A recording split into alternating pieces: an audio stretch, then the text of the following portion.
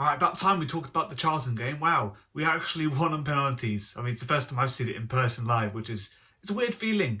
When it happened, it didn't feel huge, you know? I mean, like, obviously it's not a playoff final or anything like that. But to win a penalty shootout to me means a lot, because when I first started supporting Reading, actually, it was a few games before the playoff final, and I was so geared up for it first time going to Wembley, and then just that sucker punch feeling of that train home was just so horrible. But I stuck for it, and obviously stick to supporting Reading till now. And yeah, to see us actually win a penalty shootout, it's great. Hopefully we'll be able to do that at a bigger stage and actually, you know, redeem ourselves over these few years with these shitty penalties. But yeah, no, we did well to take our penalties, score all of them, and even Joe Pereira saving some, so, you know, great go. To speak about the 90 minutes though, I'm not gonna lie, it was pretty boring. It was only the last sort of 10, maybe 20 minutes where it looked a bit lively for Reading.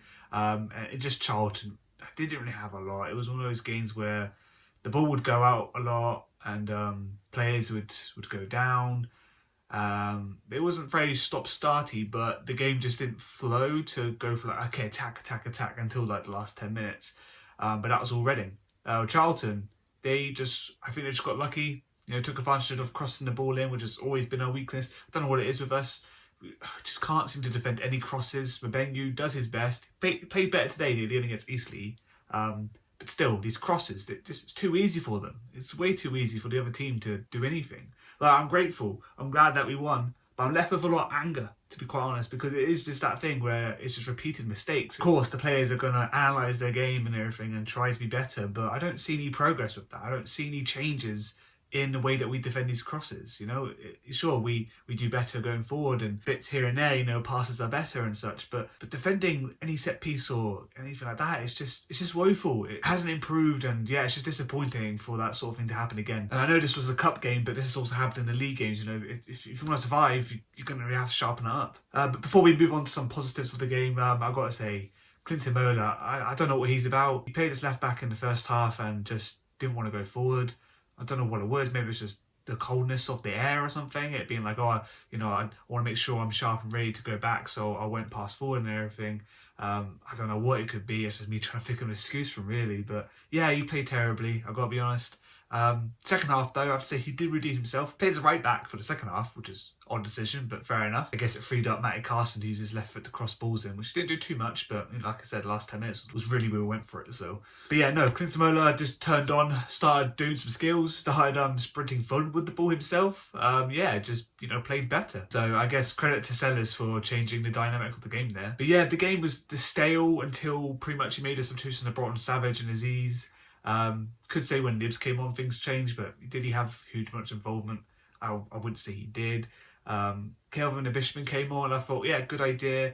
However, we weren't really servicing a striker the whole game anyway. How many times did Sam Smith actually touch the ball, apart from when he came deep below the halfway line to receive the ball? So yeah, you need to really pass your strikers sometimes. Us trying to play out wide and cross it in and everything just wasn't working out for us, and I don't understand why we didn't change up the whole game, because we played that even with Kelvin Leon. Obviously, bar 1 and 2 times we actually did, versus the other times we actually crossed the ball or was playing it to the wide. You know, you can see my point. But yes, things changed when Chai Savage came on. Obviously, the goal scorer did well. Finally, someone took a shot on goal. You know, it took a while for someone to actually shoot.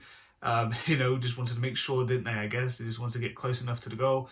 This is just outside the box, so, you know, credit to Chai Savage. I thought the keeper had a lot of time, I think, probably to try and get there, but didn't. As his vision was impaired because he had that thing on. I guess he had a broken nose or something, but he had like a mask on. But yeah, well taken goal, top left corner. So yeah, what more can you ask? Obviously, we could have probably scored another.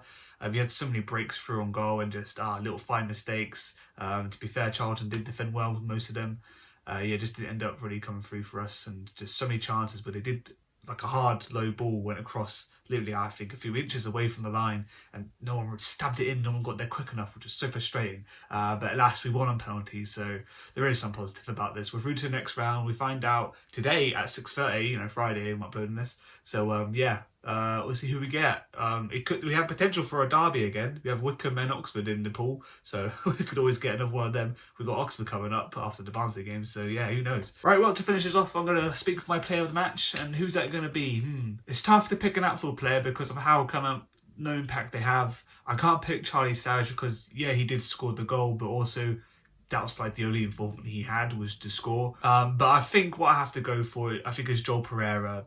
Not just simply based on penalties, but he was okay most of the game, you know. Couldn't do anything about the goal. It's one of those ones where, you know, it's the fullback's problem, it's the defender's problem. Goalkeeper is your last sort of choice. And he did try, just couldn't really get to it, so it just is what it is. But yeah, no, it was a toss-up between Charlie Sarrage and Joel Pereira, but I think Joel Pereira just edges it just by saving a penalty. That is hard to do. A lot of people say, oh, it's easy and stuff like that. No, not really. When you put yourself in his shoes, you know, in that position when you're a goalkeeper, I mean, I'm not speaking from experience, but I know from the idea of it, the fact that it is fucking hard. You know, you got fans you want to be able to do it for. You got loads of things going on there in your head, like, oh god, I hope I save this, you know, or if I save this, it's gonna be great, you know. And he did concede some. You know, he didn't just save all of them. He saved one. One hit the crossbar. So yeah, saving that, I'm not gonna lie, that probably set us up straight. Might have messed with the psychology of Charlton players perhaps. So yeah, it's one of those things where he did well to save the penalty, and I think that's enough to give him player of the match. Alright then, well, that's been my thoughts on the game. We've got Barnsley next. I'm kind of nervous about that one because I feel like Barnsley, they are pretty decent, I feel. Yeah, let's just see how we go. We're at home anyway, so yeah, I'm gonna go for a win, hopefully. See what happens. I'll see you guys next time.